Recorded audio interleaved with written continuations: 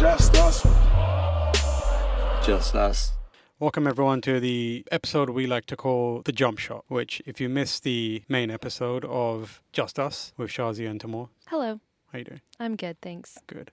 If you missed the main episode, you might have missed the fact that we have two types of podcasts that we put out. First one being the 3-pointers, which is the hour and a half-ish long episode that is available now on our YouTube and on all podcast services, including Apple Podcasts and Spotify. And then we have the Jump Shots, which are our little deep dive into each game after each game. They won't be too long. They won't be too long, and this is where we'll do primarily a lot of the analysis stuff and the number talking that we try and avoid in our main podcast, because that podcast is about the culture of the Golden State Warriors with some talk about the performances. But this one is more of a, we just saw the game. We were at the game. Yeah, we were at the game. So do you want to talk about let's get into it. So we attended the first preseason home game. It was the Warriors versus Lakers.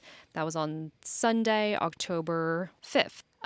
The game was an early tip-off, 5:30, since it was a Sunday game. We weren't. So we sat in a different section than our normal season ticket holder section because we just couldn't miss it. You know, it's the first taste of basketball after a very long summer away from it. A drought. Yeah. It was kind of a sad summer. It was. Other than getting married. I mean, that was fun. That doesn't really matter. But they were good seats. And we usually don't sit behind the backboard. No. So it was a bit interesting. We were still on the home side, so the team side. Yeah.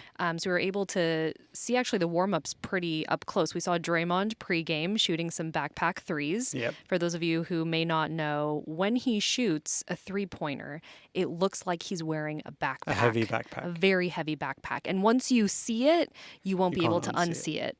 We missed Steph's workout, which was a shame. Got a bit late getting there because Yeah, we were dilly-dallying. We were dilly-dallying, and there was a lot of walking. We forgot how much walking exactly there was. We got our designated driver cups, which was great. Yeah, we're non-drinkers, so we get a free cup. A free refillable cup, a fountain soda. Love that for us. Yeah. But yeah, it was the first chance to see the new and improved, hopefully, Warriors lineup, which began in a very familiar way.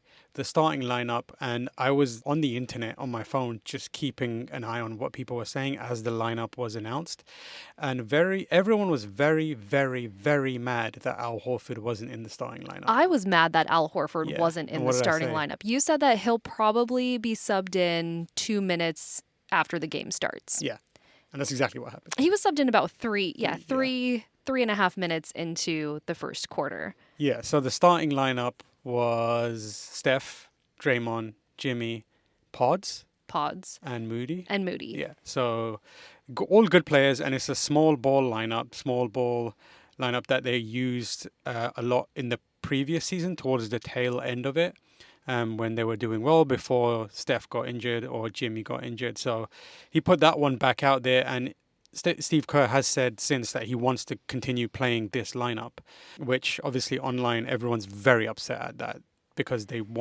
think that everything needs to be different, which I understand. But it's clear that Steve Kerr was experimenting. A lot of the stuff that he was doing, the lineups and the kind of formations that were out there were very strange at times. Yeah, the preseason is an opportunity for the coaching staff to get a good idea of the different rotations that may or may not work. So the different combinations of players on the floor. So we saw a lot of different movement, which you usually don't see during the game. Usually it's a pretty set, starting five, and then you get into the second unit, which are the next players that come out onto the court. Yeah. But they had a lot of mix and match just to see what was going on. Kuminga came in pretty soon. I was impressed with the way he was playing because it was very un-Kuminga-like. He was passing the ball. Unselfish. Yeah. He was assisting. Assisting. He got a few rebounds. There were moments where he had the ball, and in my mind, I had last season Kuminga, and in my mind I thought he's going to shoot a three. And each time I thought he was going to shoot the three because that's what he usually does, he passed it. And I was like, oh, he's he's actually picked up some learnings here, and he's actually like listened to what the issue is, where Kuminga likes to try and create for himself and no one else. So that And was cool. yeah, and he ended up with 15 minutes, 5 points, and he was +7 in the plus minus. Do you want to So explain plus minus a bit? I'm terrible at explaining plus minus, but it's basically like the impact the player has on the performance score when they're on the court. Right? Exactly. So yeah, if a player, for example, a player comes in and does really well, they'll end up with a plus score, like, you know, whatever it may be. But if they come in and they suck and not doing very well, they usually end up with a minus. right. So just to be more specific, it measures a player's performance by calculating the point differential while they're on the court. Don't talk to me about numbers. Well, can you guess who had the highest plus minus on our team yesterday? Who had the highest plus minus? I know it's going to be, I want to say someone like Steph or Jimmy, but I bet you it'll be someone on the second unit, I think. No? It was someone in the starting 5. Oh, really? Pods? No. Moody? Yes. Okay, Moody. Yeah, we were really. Wait, I was going to say Guy Santos, but why? Quinton Post actually had a plus Yeah. 20, but Moody had a plus 21. So Moody actually came out with a very strong performance. Very good, yeah. We were very excited. We love to see Moody doing well because his minutes got cut last season, and he didn't really have a very consistent minutes on the court where he could really shine. So the story of Moses Moody is all the fans want him to play. He never found a consistent place within the rotation that upset fans, and then when he was playing, he didn't have a lot of minutes, which meant he wasn't getting into the rhythm of playing. So it kind of created this situation where people wanted him to play. He wouldn't play that much. When he did, he was like off rhythm, but he also was very good. This Moody feels like he knows that he's gonna get play, and he's very confident, and he came in and just was fantastic. yeah. Same with Pods. Yeah. Pods did really well, but let's talk about Steph Curry. We got a vintage Steph Curry performance. He was knocking down threes. He was confident. He was pointing at the camera after making a 3 and getting fouled. Old Stephisms. Yeah. Yeah. We were very pleased to see him doing well. Yeah, I think a lot of I don't think I doubted him at any point, but each time you come back and it's, you know, a year later or a new season, you do wonder, are they going to look any different? And Steph didn't look different. And I watched an interview with him, and he said, essentially what he said was, he's pushed his body as far as it can possibly go, and now he's doing incremental stuff. A lot of the work he now does is off court. So he's watching his own play and pinpointing exactly what needs to change and focusing on that, as opposed to just doing like broad workouts to change the way his form is or his physical kind of presence. So he came in, he didn't shoot a lot of threes, he did a lot of layups, he had some good ball handling, did some like tricky footwork stuff, and it looked like good Steph Curry. Same with Jimmy. Yeah, Jimmy was cool. Jimmy was great. You know, a lot of what he did at the tail end of last season, people were critical of. They thought he was too passive. But I really saw him taking the shots, right? So a lot of them were kind of layups, kind of mid-range. Getting fouled. Yeah, getting fouled. While also scoring. Yeah, at one point he got hit pretty hard in the back. Yeah, they kind of pushed him off his trajectory. Yeah. And I looked bad. I remember wincing. And he kind of bounced back up. But yeah, because he had a back injury last season. Yes, exactly. The preseason is meant to be kind of for fun. So I was surprised at some of the hard play. I will say one of the plays that was concerning but exciting was Draymond and Vanderbilt. So Draymond set a hard screen. I think was it for Curry? Yes. And he took out Vanderbilt was, it looked like he ran into a brick wall. Yeah, I love those kinds of screens. Yeah. They're amazing. Yeah. And then as Draymond was backing up after that, it looked like Vanderbilt almost dragged him to the ground. And then Draymond like springs up in Draymond mode. Ready to fight. I'm about to punch this dude. Exactly. But what it looked like it happened once I saw the replay. And I think Draymond realized it because he didn't push it any further. And that's very un-Draymond-like. I think what happened was he went into the Draymond wall, Vanderbilt, landed on the ground and was just like getting his bearings, but had his legs sticking out. And that's when Draymond wasn't looking at him. He was still looking at the play in front of him, started backpedaling, and then got caught in the legs. He kind of tripped. He basically tripped. Vanderbilt should have moved his legs quicker, but I think he just he basically ran into a wall and was like concussed effectively for a second. Yeah. And then if they fell over, and then Draymond was in attack mode, and then And then the refs stopped the game. They Yeah. wanted to review They the wanted to see play what to happened. see if anything malicious had happened. Yeah. Of course, because it's Draymond. They think They're everything looking he for does, something, of yeah. course, they're always looking for something. Yeah. But they concluded to play on. There was Yeah. nothing to call, no consequences on either side. So that was good. We also had a bunch of the second unit bench player people. Basically everyone played. Like Pat Spencer was one of the early ones to come in, and he was going hard. He was playing like Pat Spencer does, where very energetic, trying to move around. He got into some sticky situations where he had like defenders and they kind of cornered him, and he struggled to like finish his layup shots.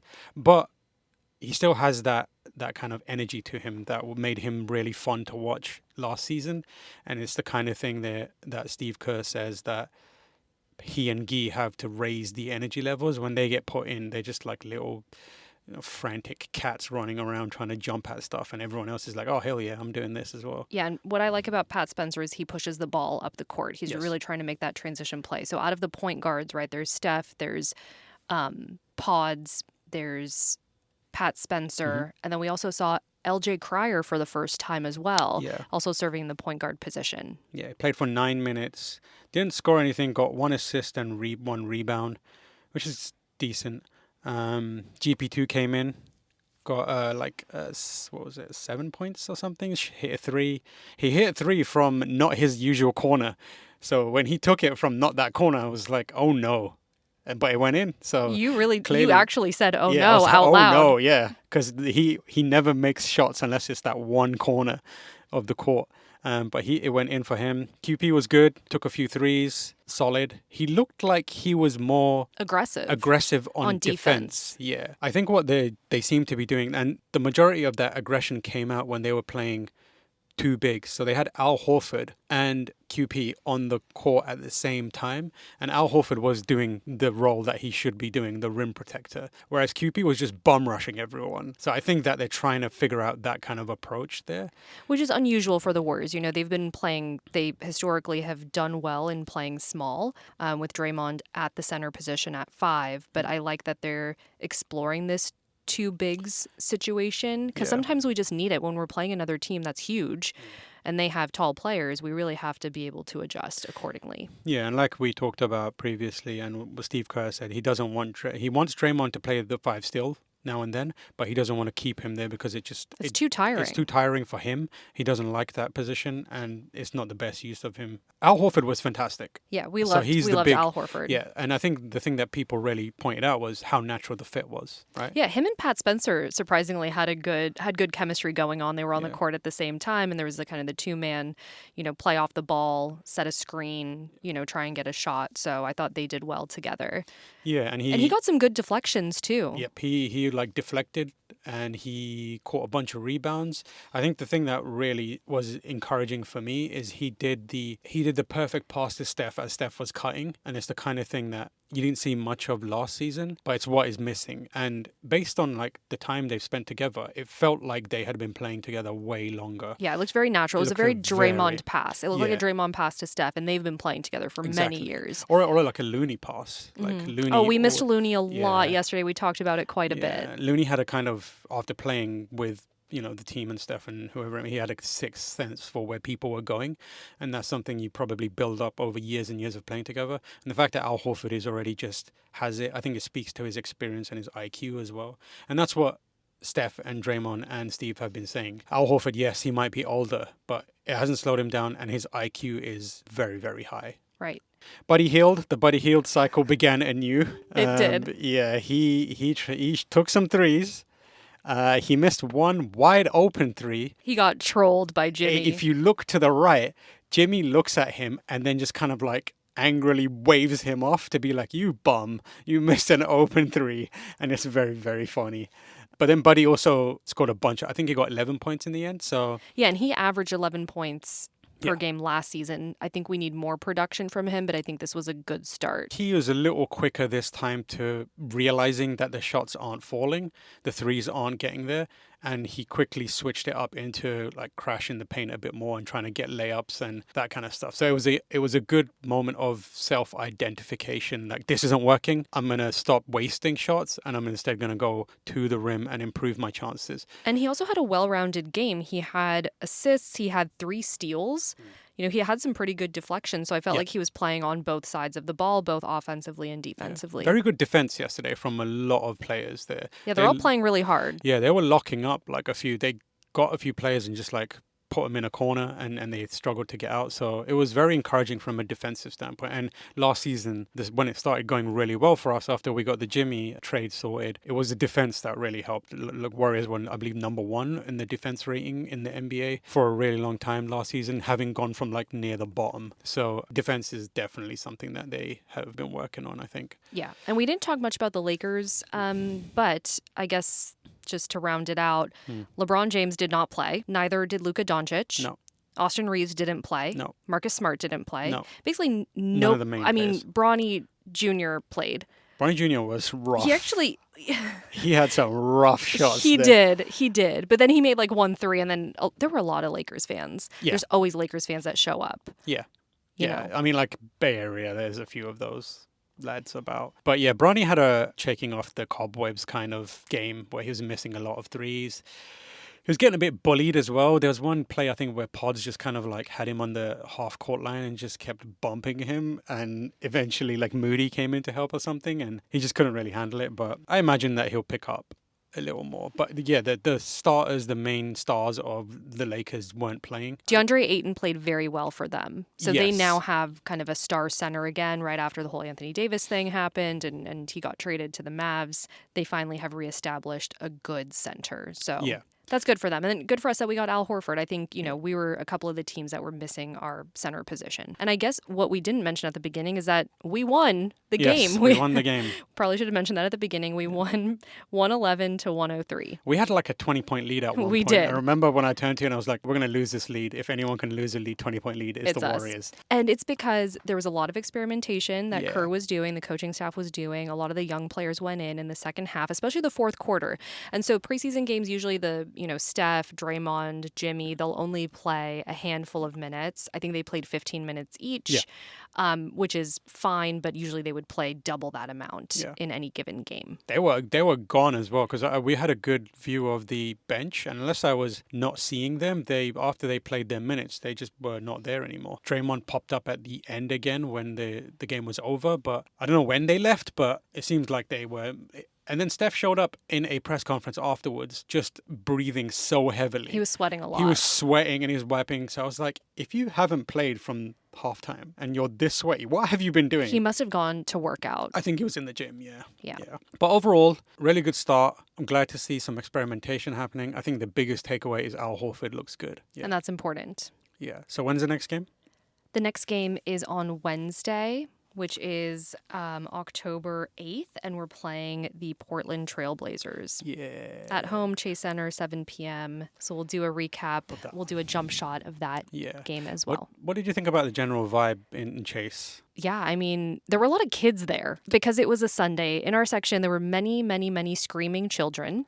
They were all very excited. They all realized at the same time that they could scream without being penalized. This was the place where they could scream unbridled. Yeah, and their parents couldn't say anything and about they were it. just screaming, like full on, like 5-second long screams, and nothing's happening on the court. Yeah, it was kind of startling to hear all those kids screaming. Yeah. But the vibe was good, I think. People were clapping for Steph. They went crazy for Steph. People clapped a lot to have Al Horford there and Kuminga as well. Yeah, when Kuminga went in for the first everyone time. was clapping, probably just acknowledging the fact that he's been through it over this season's off-season. Vibe was good. A lot of excited people there. A lot of sad Lakers players leaving afterwards, which we love to see it. We love to see that. Yeah. Anyways, we'll see you again very soon for our full episode. Just us on 3. 1, 2, 3. Just Just us.